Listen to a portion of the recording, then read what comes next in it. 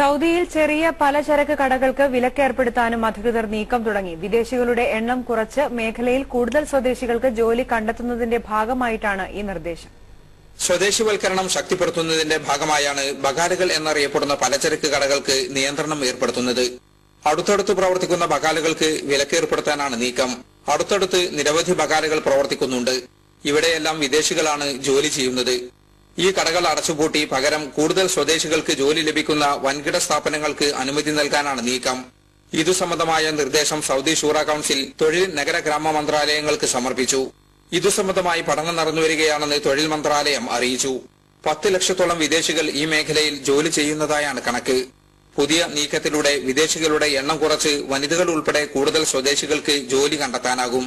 നിലവിൽ ബകാലകൾ നടത്തുന്നവരിലും ജോലി ചെയ്യുന്നവരിലും നല്ലൊരു പങ്കും മലയാളികളാണ്.